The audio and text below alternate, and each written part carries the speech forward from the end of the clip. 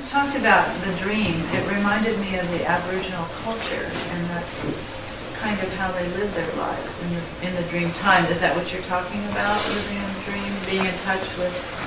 Yeah, to some degree. I don't know that much about Aboriginals. I'm interested. I read Bruce Chatwin's book, Songlines, and I found it absolutely fascinating.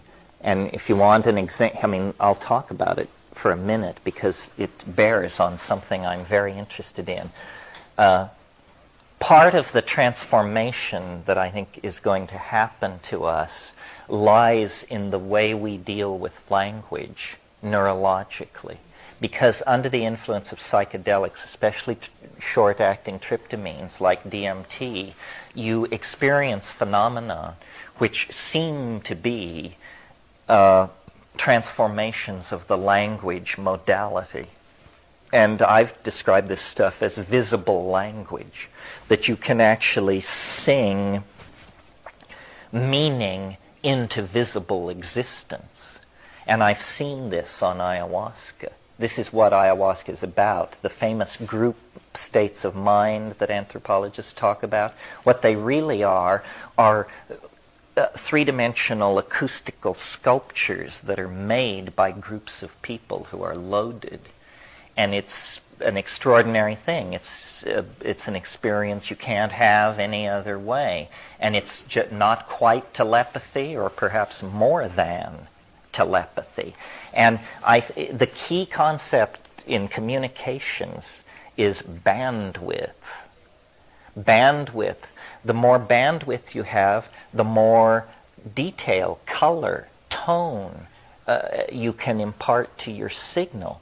Well, a very low bandwidth channel is the small mouth noise channel.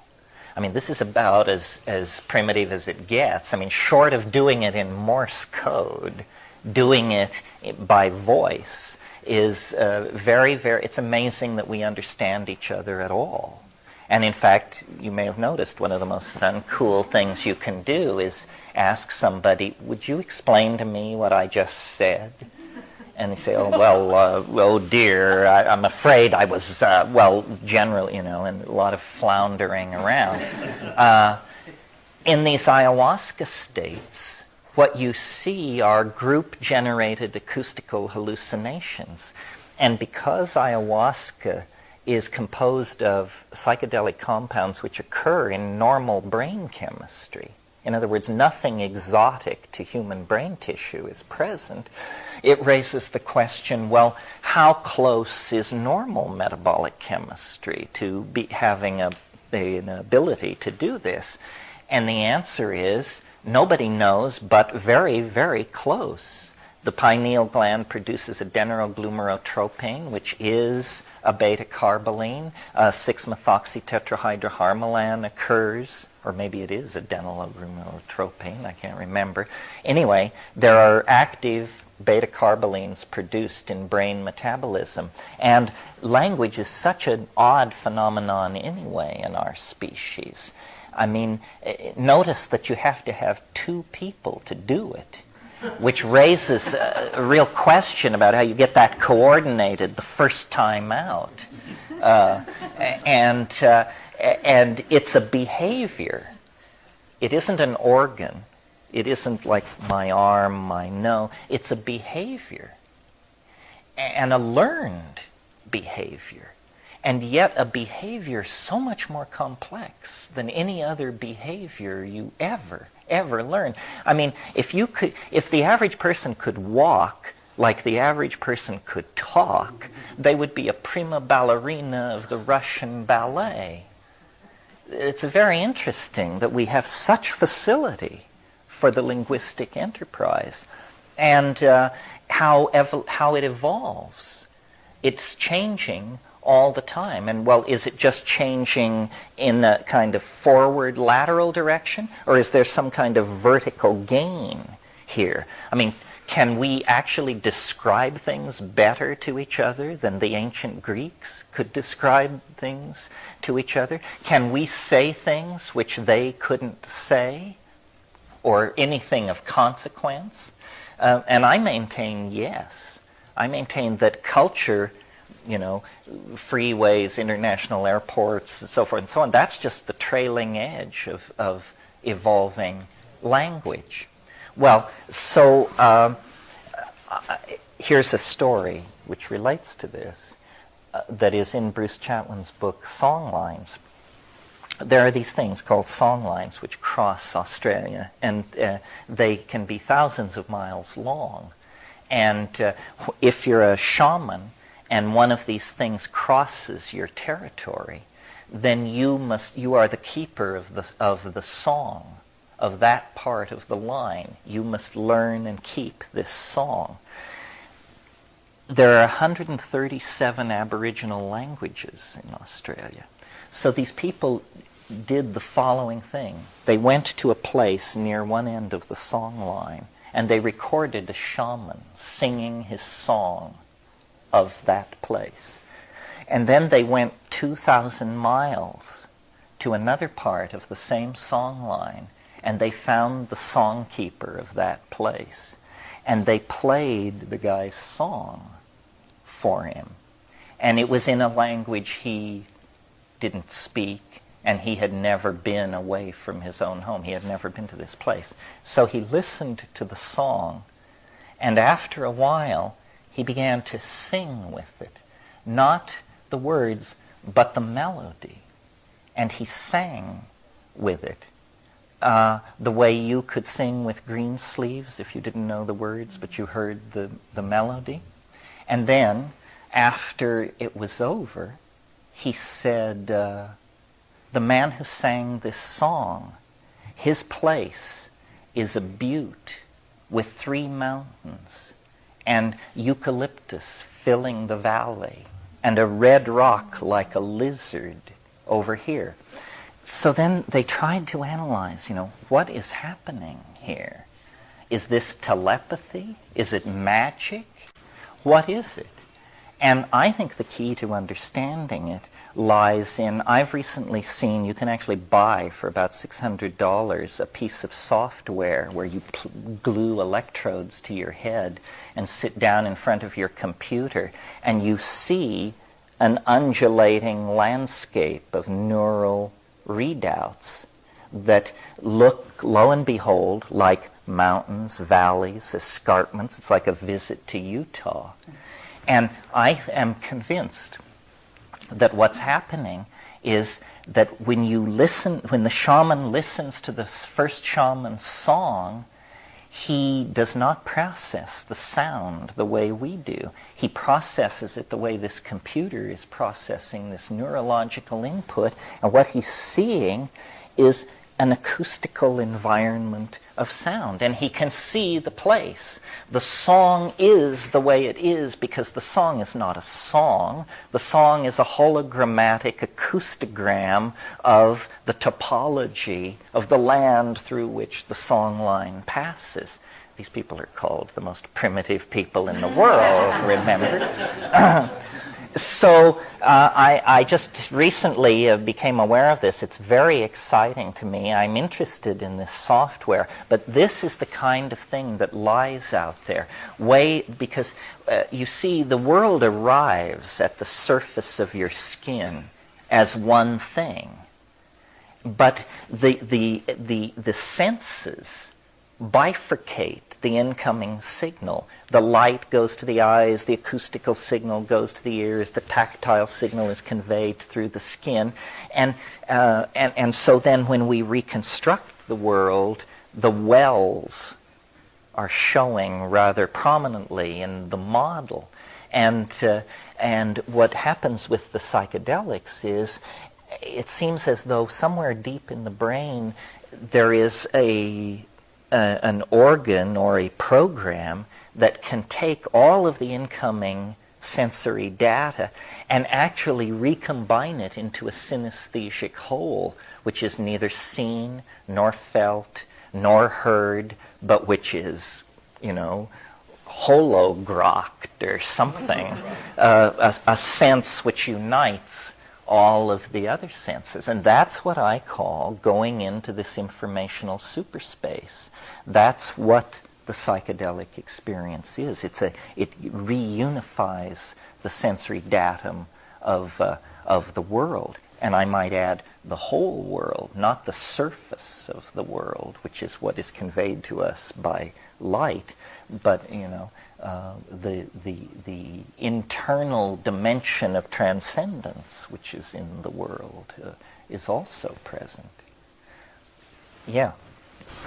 It's very interesting that you mentioned that binding together of the senses. I attended a conference earlier this year called Toward a Scientific Basis for Consciousness in Arizona, and a number of the presentations focused on the way in which the brain operates when this binding takes place, and it turns out that different cortical groups start to talk to one another by oscillating together in phase. Right. And when they're phase locked like that, then they bind this information into a whole. And I'm reminded of the research of Michael Persinger up at the Laurentian University in Canada, who has been focusing on the electromagnetic field of the Earth and its effect on the brain. In particular, he's been interested in the correlation between earthquake activity and ghost sightings and such like. But he's pointed out that the Earth's magnetic field is ringing like a bell, and that the main power of oscillation is around 10 hertz, which is happens to be the alpha rhythm in the human brain.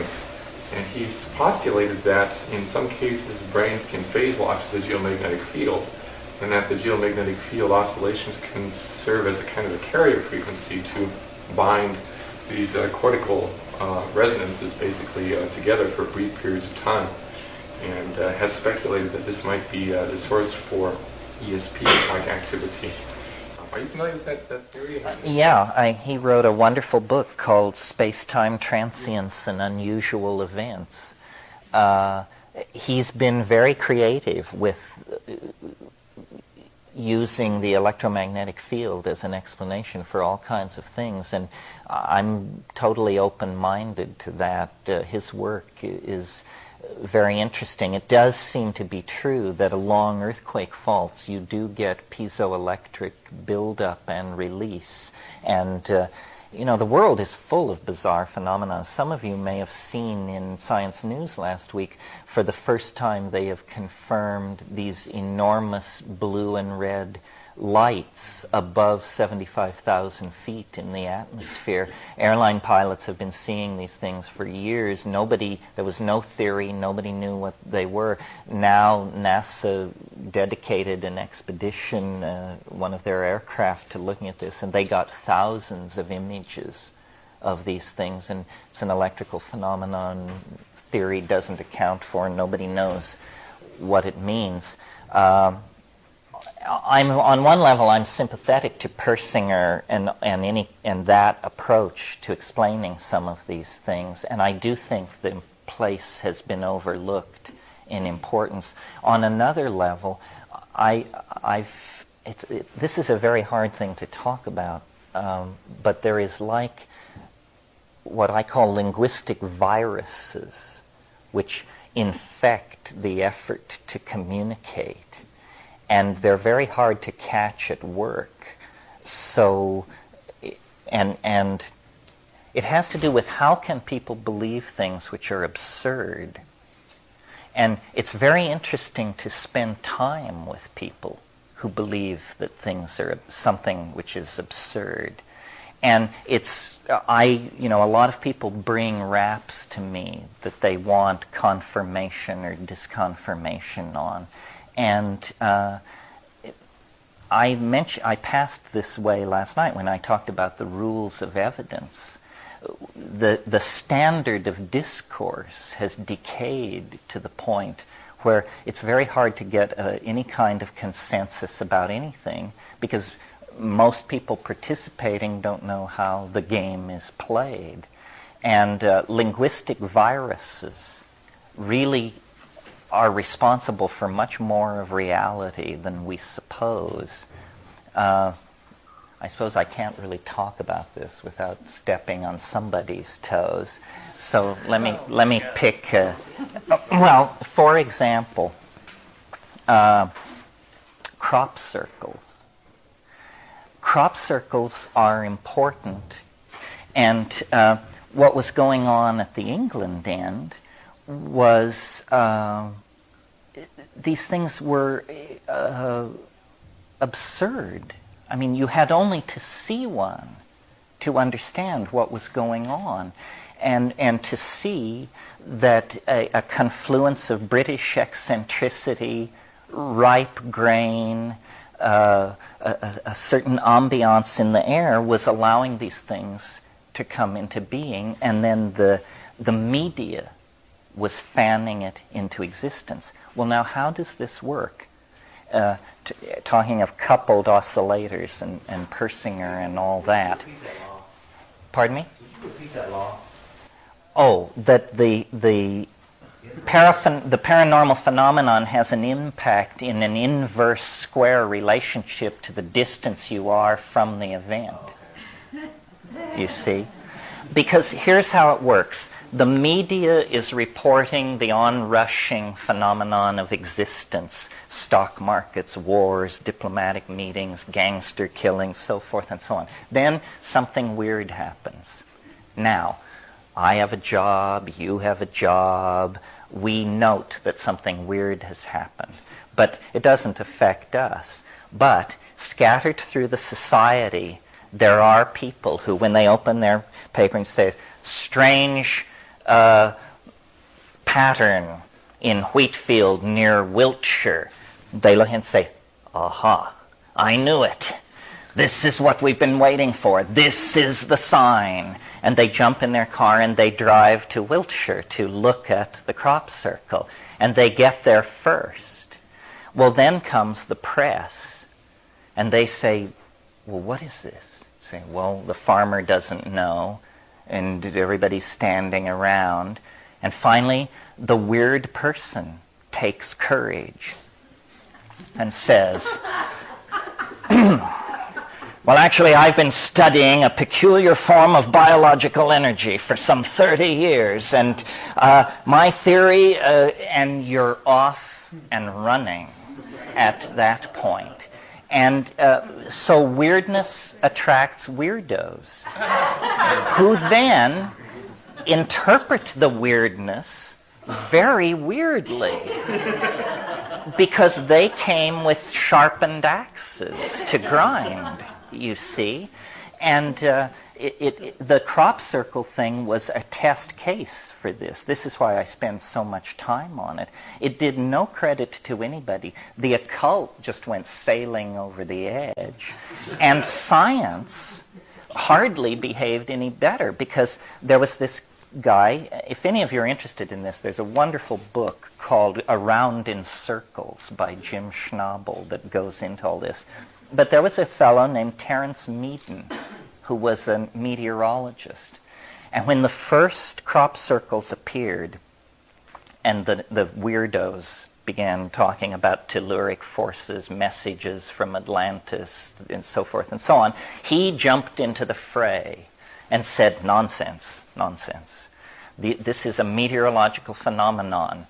In the warm days of summer, on the lee side of these certain kinds of hills, a kind of circular low-pressure wind can get going, and this is nothing to get excited about, and we've got the statistics and so forth and so on. And the press loved him. They loved him as much as the screwballs.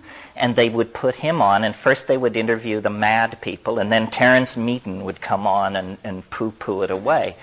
So that was the first year of the crop circles. The next year, the crop circles became considerably more elaborate, with arrows coming off of them and zigzags and so forth and so on. Bring Terence McKenna on to the scene. And he says, well, you know, the new field of dynamic instability indicates that the mathematical solutions to these breakdown states are very complicated and unusual patterns. And so then the next year, it was inconceivably complex, the crop circles. Meanwhile, you know, crop circle time is in the springtime. It's dead in the winter because the fields are empty. So Meaden had used the winter time to go to the Institute of Electrostatic Physics in Nagoya, and came back full of talk about roving plasmic fields and this sort of thing. And armed with the roving plasmic fields, no crop circle was too bizarre to not be proclaimed the product of natural forces. And this went on. And finally, BBC Two, and you can think about this what you like, but they made a crop circle in frustration with this whole thing. They made a crop circle. And among the crop circle cognoscenti, there are certain moves that are the favorite moves, that are the authenticating moves, the no human being could possibly do it moves. And so the BBC Two people made a very good crop circle. And they brought Terence Meaden out and said, Terence, we've just spotted one over here, and we'll get you right to the scene before the tourists get there. And they toured with him, and he pointed out, the distinguishing characteristics, no doubt about it. And then they sat him down in the center of this field, and they said, Terence, we made it. And, it's a horrible thing, actually, to see a grown man cry. Because, he is devastated. And then, and this is just one of moments. Rupert, my comrade in arms, Sheldrake, was one of the people who sponsored the contest that basically put the crop circles out of business, because the claims were fantastic, No person could do this, so forth and so on. So what they did is they got farmers to donate 10-acre tracts of English corn, which is wheat, and for £50 you could enter. And everybody had to make the same crop circle, which was one chosen to have all the difficult little schmiggies in it. And you could use no lights. You had to go into the field at 10 p.m. and be out by 4 a.m. And at dawn, the helicopters flew over with the video crews, and then crop circles were toured on the ground and awards were made. And this guy, Jim Schnabel, who wrote this book I mentioned, by himself, in total darkness, in 2.5 hours, made the winning entry. And it was a very close tie between him and a helicopter crew from a nearby airbase who also made one. So, and yet, and this is to some degree the whole point of the story, and yet there are people whose eyes fill with tears when I do this rap, because they haven't heard. And it will never die now, I'm convinced. It's an informational virus loose in the world, and crop circles will occasionally appear, and but it was really a breakout that was so predictable from the unconscious that it amazed me while it was going on how many friendships were strained over this thing. Wasn't that kind of also a recapitulation of the history of the Catholic Church? And the fall of the Ming Dynasty. I believe. Yes. But I think there's like a virus embedded within the virus here, because part of what happens when these sorts of things erupt onto the media scene, and this is true for UFO, whenever one of those outbursts take place, is that there's this incredible elaboration and complexity that emerges in the kinds of stories that people are telling. The abduction thing would be the latest. By the way, Persinger is involved in that too, by showing that electromagnetic fields to the brain can induce these weird, out-of-the-body experiences. But in the case of crop circles, they've been reported for many decades, but they've not received much attention. They're just little circles that have a spiral pattern in them, and they've been seen around the world.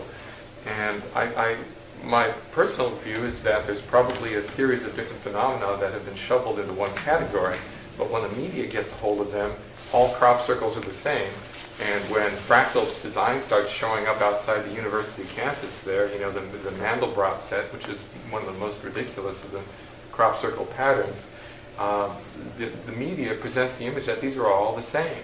They're all the same phenomenon.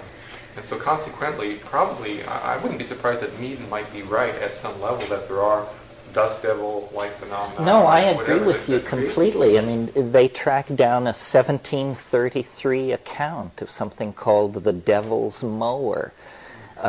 And, you know, I grew up in western Colorado, and part of my rite of initiation into manhood was enforced elk hunting on horseback every autumn. And we would come upon these places in the forest that had been whirled down, and the explanation was just these are deadfalls from whirlwinds. But it always seemed to me, had anybody ever seen one of these things occur? It was a very odd explanation. Yes, it's about informational distortion and decay. You're quite right. I went to a flying saucer convention against my better judgment. And I learned more, my opinion about flying saucers evolved more over that weekend than in the previous 30 years of being interested in flying saucers. And I was, you know, read all the books, all the special cases, I knew the data and all that, but I had never hung out with flying saucer people. And it was so obviously a private Idaho that I just couldn't wait to get away. And I think, I don't know, there are two impulses in the human psyche, I mean, at least two in this case, and I just don't resonate with believers in anything. I mean, I get insulting to Buddhists, for God's sake. I mean, it's just something about their smugness and their whole bit that just brings, I just want to squash it. So you can imagine how I behave in the presence of Scientologists and the rest of it. Belief is it's a form of infantilism. There is no grounds for believing anything.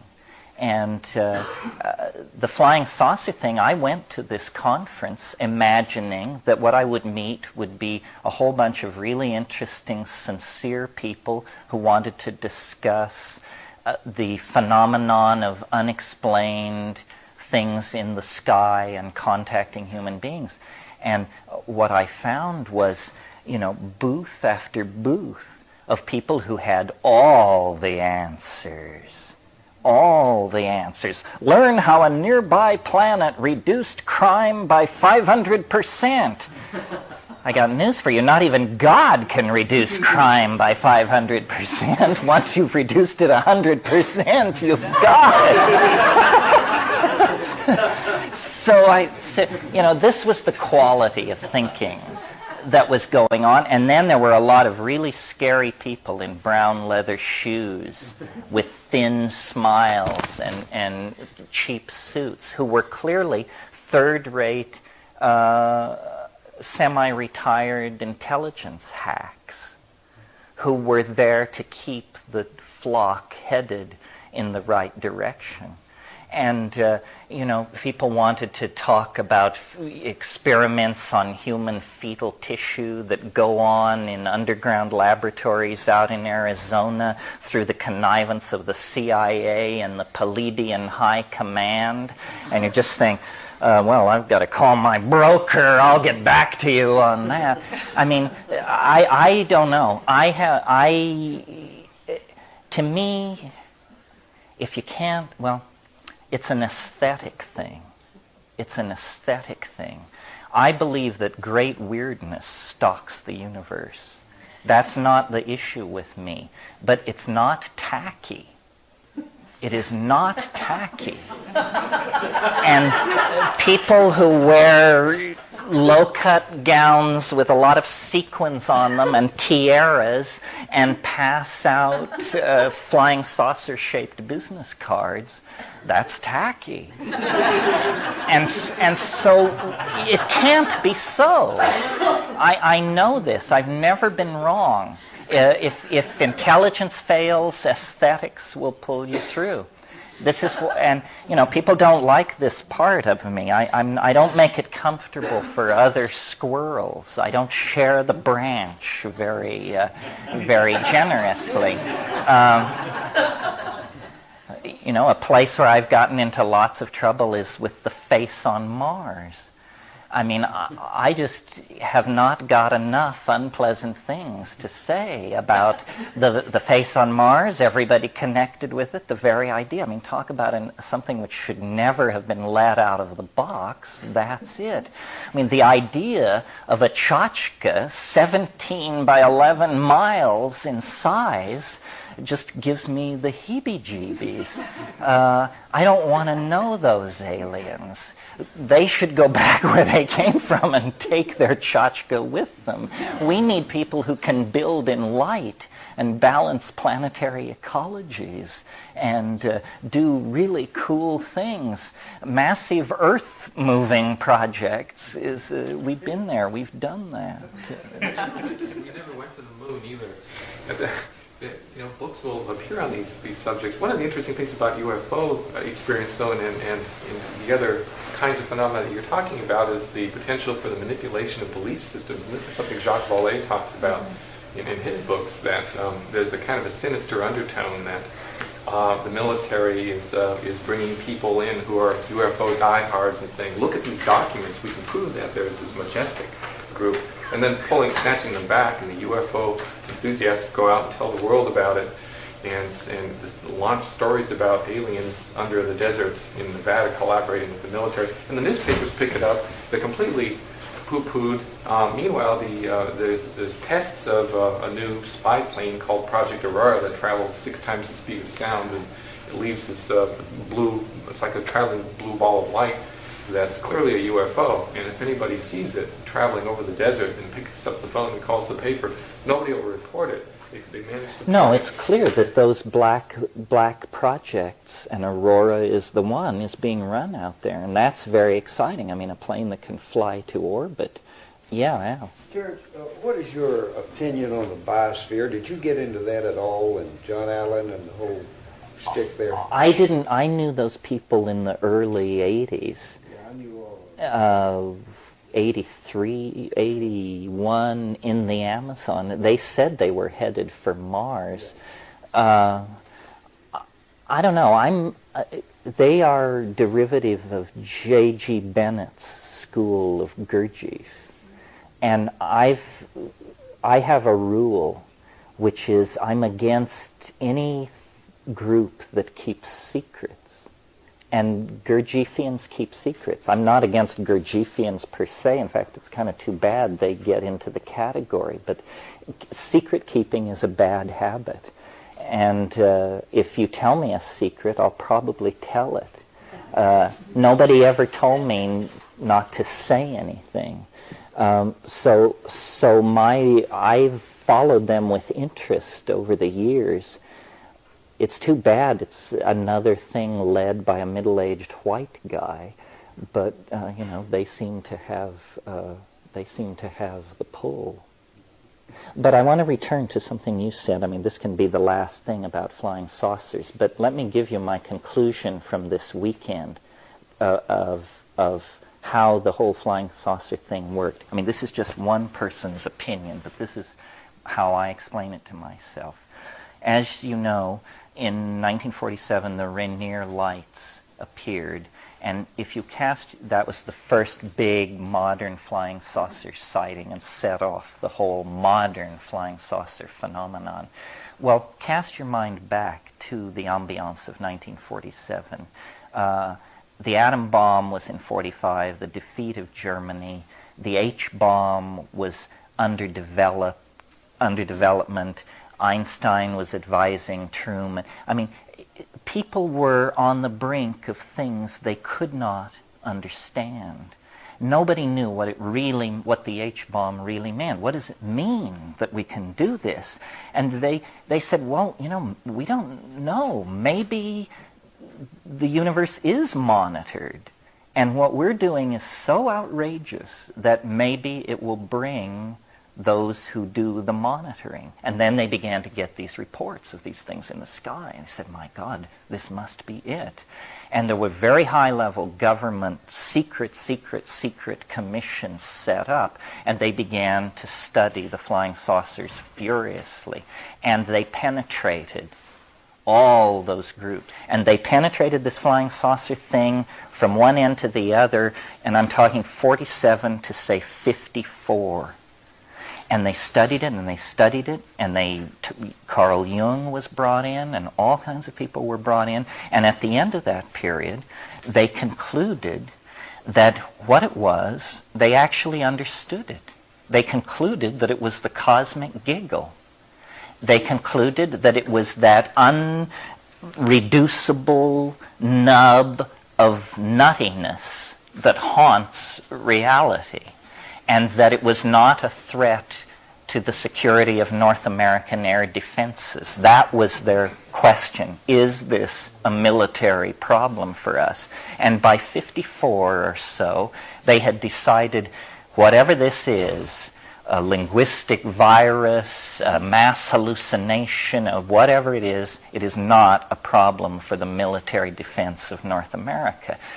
But they had spent millions infiltrating and completely taking over the weirdest group of screwballs you can imagine. The flying saucer, hardcore cultists. And they said, well, these people will believe anything. We know that because we've been to their meetings, we've read their publications. What should we do with them? Should we just withdraw all our agents and let them go back to whatever they were doing? And the answer was no. These people will become a pool for experiments in manipulation of information, control of belief systems, response to propaganda. A whole bunch of black box psychological and programming and informational kinds of research will be done on this pool of people because they're so weird.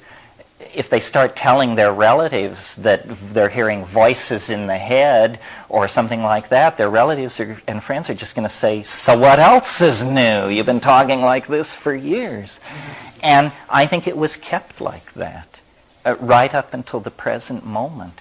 But I think it's very low budget. This is not high priority for the CIA. They're sending, as I said, semi-retired guys in scuffed brown shoes who are definitely over the hill, but they shepherd the group along, and as you said, they release these outlandish documents and then they pull them back, and some guy comes forward and says it's all a fraud, and I know because I was on the inside and I was the one paid to tell you all these things, and then somebody else comes forward and says no, he's a walk-in and has an implant and it wasn't that way at all. And it's sort of like the JFK assassination.